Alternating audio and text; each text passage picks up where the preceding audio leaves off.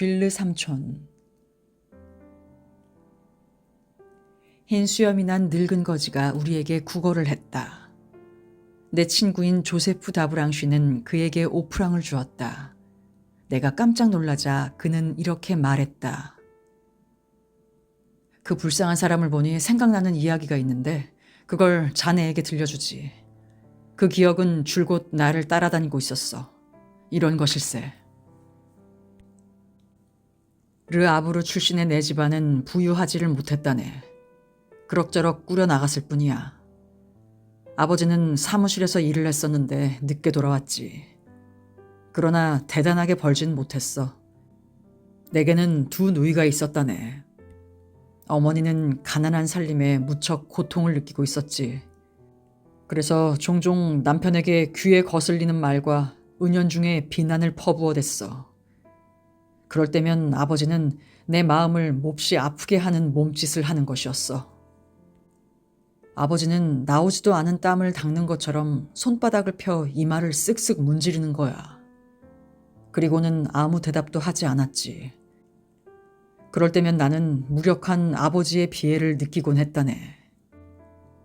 모든 것에 절약을 했지. 저녁 식사 초대도 받아들인 적이 없었어. 담례를 하지 않으려고 말일세. 생활 필수품들은 팔다 남은 물건들을 헐값으로 샀지. 내 누이들은 자신들의 옷을 직접 만들었고 1미터당 15상팀 하는 장식줄의 값에 대해서 긴 실랑이를 벌이곤 했다네. 우리의 평소의 식사는 고기를 넣은 수프와 온갖 소스로 조리한 쇠고기찜이었지. 그것은 건강에 좋고 원기를 돋구어 주는 것 같긴 했지만 나는 다른 것을 더 좋아했었다네.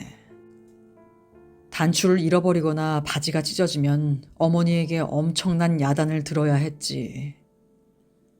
그래도 일요일마다 우리는 정장을 하고 선창을 한 바퀴 돌러 가곤 했어.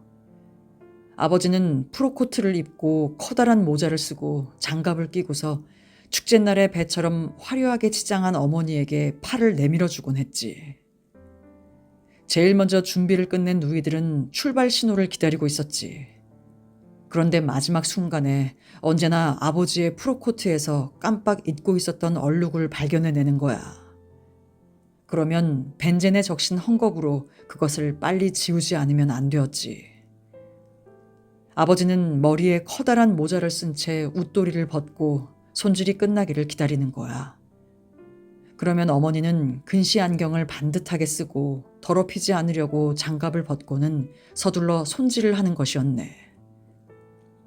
드디어 격식을 차리고 모두들 출발을 했지. 누이들은 서로 팔짱을 끼고 앞에서 걸어갔어. 누이들이 결혼할 나이여서 도시 사람들에게 자랑 삼아 보이는 것이라네. 나는 어머니의 왼편에, 아버지는 오른편에 자리 잡았지. 일요일마다 그 산책에서 보여주던 부모님의 딱하도록 과장된 표정, 준엄한 얼굴 모습, 엄격한 몸가짐 등이 생각나네.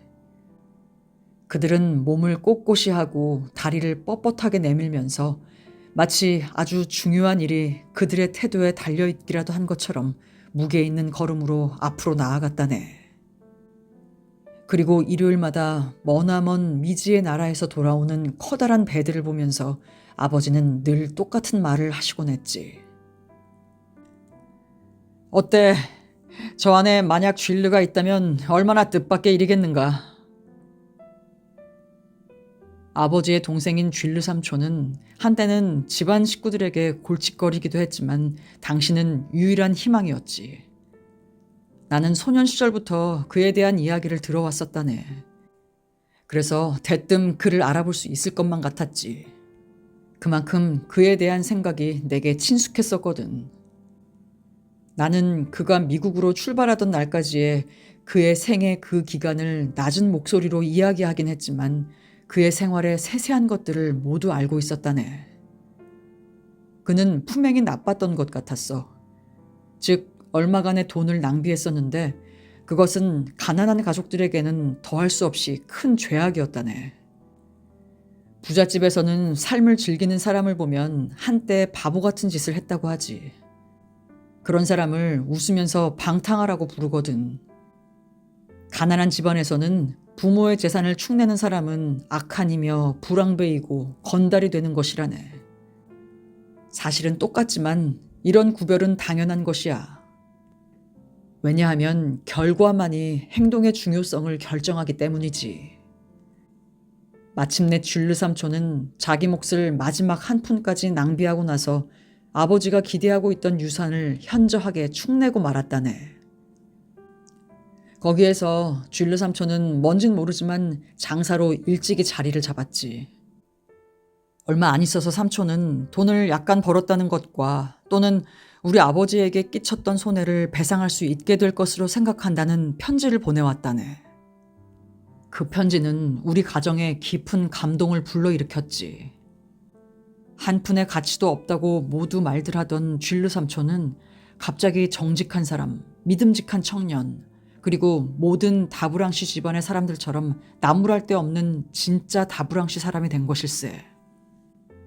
게다가 어떤 배의 선장이 쥘르 삼촌이 큰 상점을 세내어 중요한 장사를 하고 있다고 알려주었다네. 2년 후에 온 두 번째 편지에는 이렇게 쓰여 있었다네. 친애하는 필립 형님, 제 건강은 좋으니 염려하지 마시라고 편지를 씁니다. 사업도 역시 잘 되어가고 있습니다. 저는 내일 남미로 긴 여행을 떠납니다. 어쩌면 몇 년 동안 형님께 소식 전하지 못할지도 모릅니다. 편지 드리지 못하더라도 염려하지 마십시오. 한미천 잡으면 르아브르로 돌아갈 것입니다. 그것이 그리 멀지 않길 바랍니다. 그리고 우리 함께 행복하게 삽시다.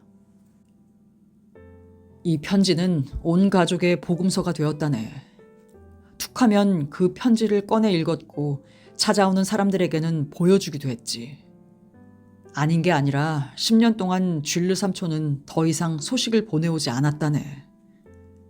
그러나 아버지의 희망은 세월이 갈수록 커져갔지. 어머니 역시 종종 이렇게 말하고 했어. 쥘르 삼촌이 여기로 돌아오기만 하면 우리 처지도 바뀌게 될 거야. 삼촌은 역경에서 빠져나올 줄 아는 사람이거든. 그래서 일요일마다 검고 큰 기선이 뱀 같은 연기를 하늘로 내뿜으며 수평선에서 오는 것을 바라보면서 아버지는 끝도 없는 말을 이렇게 되풀이하곤 했다네. 어때? 저 안에 만약 쥘르가 있다면 얼마나 멋진 일이겠는가. 그러면 우리는 손수건을 흔들어대며 소리치는 삼촌의 모습이 마치 눈앞에 보이는 것 같았어. 어이! 필립 형님! 그의 귀향을 확신하며 우리는 수만 가지 계획을 구상했다네. 삼촌의 돈으로 앵구빌 근처에다 작은 별장을 한 채 사려고까지 예정했었지. 그 점에 관해서는 아버지가 이미 흥정을 시작하지 않았다고 단언할 수가 없네. 큰 누나는 그때 28살이었고 또 한 누나는 26살이었지. 너희들은 결혼하지 않았는데 그것이 집안 식구들에게는 큰 근심거리였다네. 마침내 한 구원자가 둘째 누나에게 나타났어. 부자는 아니었지만 믿을 만한 회사원이었지. 어느 날 저녁 그에게 보여준 쥘르 삼촌의 편지가 젊은이의 망설임을 끝내게 하고 마침내 결혼을 하게 했다고 나는 확신하고 있다네. 아버지는 흔쾌히 청혼을 받아들였지. 결혼식이 끝나면 전 가족이 함께 제르세이로 짧은 여행을 가기로 결정이 되었다네. 제르세이는 가난한 사람들에게는 이상적인 여행지였어. 멀지도 않았고 그 작은 섬은 영국에 속해 있어서 여객선을 타고 바다를 건너기만 하면 외국 땅을 밟게 되는 셈이지. 그래서 배를 타고 2시간만 나가면 프랑스 사람은 자기 나라에서 이웃나라 사람을 볼 수 있게 되고 또 솔직하게 이야기하는 사람들의 표현을 빌리면 영국기로 뒤덮인 그 섬에 과히 좋다고는 할 수 없는 풍습과 습관을 연구할 수 있어. 이 여행은 우리의 관심사가 되었고 유일한 기다림이 되었으며 끊임없는 꿈이 되었다네. 드디어 그 섬으로 출발하는 날이 왔지. 그것이 어제 일처럼 생생하군. 기선은 그랑빌르를 향하여 열을 가하고 있었지. 아버지는 당황하여 우리 짐 3개를 배에 싣는 것을 살펴보고 있었고, 불안해진 어머니는 우울한 얼굴로 결혼하지 않은 누이의 팔을 잡고 있었지. 그 누이는 다른 누이가 떠나고 나서는 혼자 남은 병아리처럼 고립되어 있는 것 같았다네. 그리고 우리 뒤에는 신혼부부가 항상 뒤떨어져 있었기 때문에 나는 종종 뒤돌아보아야만 했었지. 배가 기적을 울렸네. 우리는 배에 올라 있고 부두를 떠난 선박은 푸른 대리석 테이블처럼 평평한 바다 위로 떠났다네. 우리는 별로 여행을 해보지 못한 사람들이 을에 그렇듯이 행복하고 자랑스러워서 멀어지는 해안을 바라보고만 있었지. 아버지는 프로코트 밑으로 배를 내밀고 있었는데 그 웃옷은 그날 아침에도 얼룩을 모두 정성 들여 지웠기 때문에 외출한 날마다 벤젠 냄새가 그의 주위에 풍기고 있었지. 나로 하여금 일요일이라는 것을 알게 해주곤 하던 그 냄새였어.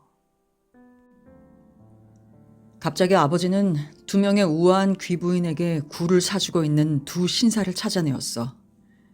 꾀죄죄한 몰골의 늙은 선원이 솜씨 좋게 굴의 껍질을 까서 신사들에게 주면 그들은 그것을 얼른 부인들에게 내밀곤 하는 것이었어. 여자들은 고급 손수건 위에다 굴 껍질을 놓고 옷을 더럽히지 않으려고 입을 앞으로 내밀면서 품위 있는 태도로 먹고 있었어. 그리고 여자들은 얼른 그 물을 쪽 빨아마시고는 껍질을 바닷속으로 내던지는 것이었어. 아버지는 아마 움직이는 배 위에 굴을 먹고 있는 색다른 행동에 대해 마음이 끌렸던 모양이야. 아버지는 그것을 멋지고 고급스런 좋은 취미라고 생각했지. 그래서 어머니와 누이들에게 다가가서 이렇게 물었다네. 굴을 사드릴까요? 어머니는 돈 쓰는 것 때문에 망설였지만 2 누이는 얼른 승낙했지. 어머니는 난처한 표정으로 말했어. 난 속이 안 좋을까 봐 겁이 나요. 애들에게만 사주세요. 너무 많이는 말고요. 탈이 날지도 모르니까. 그리고 나서는 내 쪽을 돌아보며 이렇게 덧붙이는 거였어. 조세프는 필요 없어요. 사내 아이들은 너무 응석을 받아주어선 안 되니까요. 그래서 나는 이 차별이 부당하다고 생각하면서도 어머니 곁에 남아 있었어. 그리고는 2 딸과 사위를 데리고 너절한 옷을 걸친 늙은 선원 쪽으로 의기양양하게 가고 있는 아버지를 눈으로 쫓았지. 2 부인은 막 자리를 떠난 뒤였지. 아버지는 누이들에게 어떻게 하면 국물을 흘리지 않고 먹을 수 있는가를 가르쳐주는 것이었어. 아버지는 시범을 보여주려고 굴 하나를 집어들었지. 부인들의 흉내를 내려고 하다가 아버지는 곧 국물을 모두 프로코트 위에다 쏟아버렸어. 나는 어머니가 이렇게 중얼거리는 소리를 들었다네. 가만히 있었으면 좋으련만. 그런데 갑자기 아버지가 안절부절 못하는 것이었어. 아버지는 몇 발자국 물러서서 굴 껍질을 까는 사람 주위에 모여있는 가족을 멍청하게 바라보다가 우리가 있는 쪽으로 급히 와버렸어. 아버지의 눈빛은 불안에 떨었고 얼굴은 아주 창백했어. 아버지가 낮은 목소리로 어머니에게 말했다네. 이상한 일이야. 굴껍질을 까는 저 사람이 마치 쥘르와 비슷하단 말이야. 어머니는 어리둥절하여 이렇게 물었네. 어떤 쥘르 말이에요? 아버지가 다시 말했어. 그야 내 동생이지. 만약에 그 애가 미국에서 잘 살고 있다는 것을 알지 못했다면 저 사람이 그 애라고 믿었을 거야. 어머니가 놀라 더듬거리며 말했어. 아이, 당신 미쳤군요. 저 사람이 삼촌이 아니라는 것을 잘 알고 있는 이상 어째서 그런 바보 같은 말을 하는 거예요? 그러나 아버지는 고집을 부렸지. 그럼 가서 그를 봐요, 클라리스. 당신이 직접 가서 그것을 확인해 보면 좋겠어. 어머니는 자리에서 일어나 딸들이 있는 쪽으로 갔지. 나도 또한 그 남자를 쳐다보았네. 그는 늙고 더러웠으며 온통 주름살 투성이었어. 그는 자기가 하는 일에 열중해서 눈길을 돌리지도 않았지. 어머니가 돌아왔어. 나는 어머니가 떨고 있음을 알았지. 어머니는 아주 빠르게 말했다네. 틀림없이 쥘르 삼촌인 것 같아요. 그러니 선장에게 가서 물어보세요. 그 말썽꾸러기가 이제 또 우리에게 떨어지지 않도록 특히 조심하고요. 아버지가 멀어져 갔어. 나는 아버지를 따라갔다네. 이상하게 흥분이 되었어. 키가 크고 마른 체형에 긴 구렛나룻이 난 선장은 마치 인도의 우편선이라도 지휘하는 것처럼 거드름을 피우는 표정으로 선교 위를 거닐고 있었네. 아버지는 예의를 갖춰 그에게로 다가가서 인사치레로 그의 직업에 관해서 질문을 했지. 제2세르에서 중요한 것이 무엇인가요? 생산물은요? 인구는요? 풍습은? 습관은? 지질은? 아버지는 마치 아메리카 합중국에 관계되는 문제를 화제로 삼은 듯 했네. 그런 다음에 우리가 타고 있는 배인 엑스프레스호에 대해서 이야기를 했지. 그리고 나서는 승무원에 관해 이야기하기에 이르렀어. 아버지는 마침내 떨리는 목소리로 말했다네. 저기 굴 까는 노인이 있는데 퍽 재미있어 보이는군요. 저 영감에 대해서 자세한 것을 알고 계시나요? 선장은 이런 대화에 드디어 짜증이 치밀어 오르는지 이렇게 무뚝뚝하게 대꾸했다네. 저 늙은 프랑스의 떠돌이는 내가 작년에 아메리카에서 만났는데 본국으로 데리고 왔지요. 르아브르에 친척이 있는가 본데 그들 곁으로 돌아가고 싶어 하지 않아요. 그들에게 갚아야 할 빚이 있기 때문이라지요. 이름이 쥘르 다브랑슈라든가 다르망슈라든가 하여튼 뭐 그런 이름이에요. 한때는 꽤 경기가 좋았던 모양인데 이제는 보시다시피 저 지경이 되었지요. 장백해진 아버지는 목이 메고 눈에는 핏기가 서서 이렇게 음절을 끊어 분명히 말했다네. 잘 알았어. 아주 뭐 놀라운 일도 아니군요. 대단히 고맙소이다, 선장. 그리고 아버지는 가버렸고 한편 선장은 어이가 없는지 멀어져가는 아버지를 바라보고 있었지. 아버지는 어머니 곁으로 돌아왔는데 너무도 얼굴이 하얗게 질려 있어서 어머니가 이렇게 말했다네. 앉으세요. 사람들이 눈치채겠어요. 아버지는 입속으로 중얼거리면서 걸상 위에 털썩 주저앉았네. 그 녀석이, 바로 그 녀석이 틀림없어. 그리고 나서는 아버지가 묻더군. 이제 어쩐다지? 어머니가 열심히 대답했어. 아이들을 멀리 떼놓아야 해요. 조세프가 모든 것을 알고 있는 이상 그 애가 애들을 데리고 가야지요. 우리 사위가 아무것도 눈치채지 못하도록 특히 주의해야 해요. 아버지는 겁이 나는 듯 싶었어. 이렇게 중얼거리더군. 도대체 이게 무슨 변이란 말인가? 갑자기 미친 듯이 화를 내면서 어머니가 덧붙였네. 난 그 도둑놈이 아무것도 하지 못하고 다시 우리의 짐이 될 것이라고 항상 생각하고 있었다고요. 다브랑 씨 같은 사람에게서 무엇을 기대할 수 있겠어요? 아버지는 아내의 비난을 받을 때면 늘 그러듯이 손으로 이마를 문지르기만 했다네. 굴값을 치르도록 지금 조세프에게 돈을 주세요. 그 비렁뱅이가 알아보면 어쩌겠어요? 배에서 재미있는 꼴을 보여주게 될 거예요. 우리는 저쪽 끝으로 갑시다. 그래서 저 사람이 우리에게 다가오지 못하도록 해요. 어머니는 일어났고 그들은 5프랑짜리 동전 하나를 내게 건네주고 멀어져 갔지.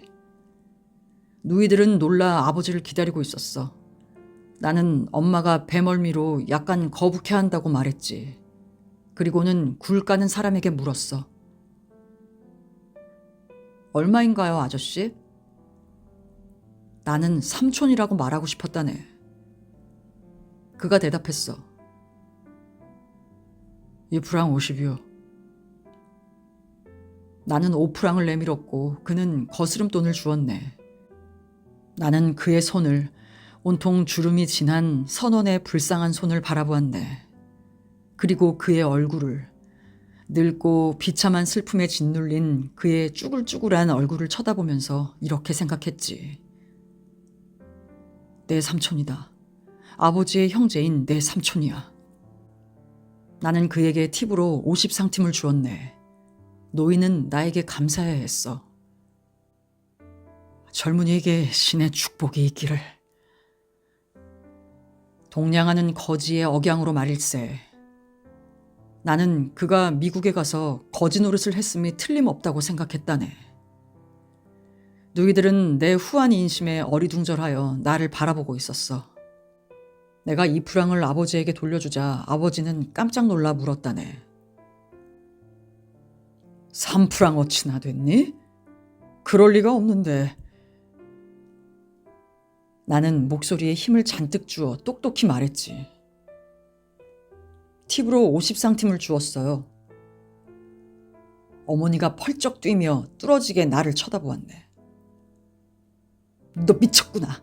그 사람에게, 그 비렁뱅이에게 50상팀을 주다니.